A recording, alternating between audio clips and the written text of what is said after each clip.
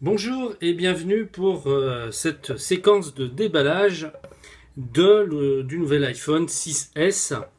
Alors, vous voyez, il y a une très jolie boîte. On peut voir un fond d'écran sur le devant de la boîte. Donc, vraiment très très jolie boîte. Et on va ouvrir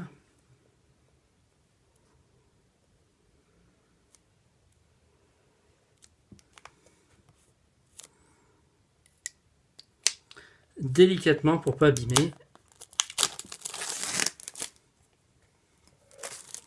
Et on va regarder ensemble ce qu'il y a à l'intérieur de la boîte. Et voilà. Voilà, l'iPhone est déballé. On va regarder ensemble ce qu'il y a à l'intérieur de la boîte. Donc, en général, c'est jamais une grande surprise puisque d'une année sur l'autre, c'est toujours à peu près pareil. On n'a pas de grands changements. Donc, on a donc les instructions. Enfin, c'est pas vraiment les instructions. C'est plutôt les papiers Apple. Ensuite, on a le casque qui est un petit peu amélioré par rapport au modèle précédent. Il est sympa, il est mis dans une petite boîte en plastique.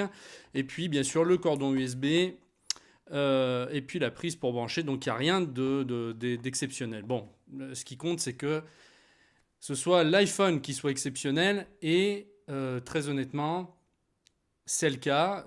C'est le premier modèle que, enfin voilà, ils n'ont jamais fait un iPhone qui était aussi élaboré, aussi puissant, et surtout, ce qui est très intéressant, c'est la taille de l'écran. Alors, j'ai fait cette vidéo surtout pour vous parler de mon choix, parce que c'est vrai que j'ai longtemps hésité en fait entre ce format-là, le standard et le grand format. Le grand format, je l'ai essayé. Le problème, il est magnifique. C'est-à-dire que quand on l'a dans les mains, euh, vraiment, l'écran est très grand, il est vraiment super intéressant à plein de niveaux. Mais le problème, c'est que comme téléphone, c'est un peu gros. Et quand on est dans la rue et puis qu'on a le truc à l'oreille, eh bien écoutez, je trouve que ça fait un peu volumineux. Donc voilà, j'ai préféré nettement cette taille standard qui, je trouve, est un très très bon compromis. Et donc si vous hésitez, faites les tests dans un Apple Store d'abord, parce que je veux dire, on est tous différents, on n'a pas forcément les mêmes besoins non plus, donc il faut essayer en fait. Mais je vous le dis honnêtement, mis à part que oui, il a un écran qui est très joli, on est d'accord, l'iPhone 6 Plus est encombrant. Voilà. Et il me semble qu'on a plus de chances de le faire tomber également, c'est ce qui m'a paru. Mais c'est vrai que euh, ce format-là était vraiment un excellent compromis. C'est bien assez grand, on l'a bien en main. Voilà pour ce qui est du test de cet iPhone-là. Alors il faut savoir qu'il est un peu plus lourd que le précédent, que le 5S qui est là. D'ailleurs on va comparer les formats. Voilà ce que ça donne.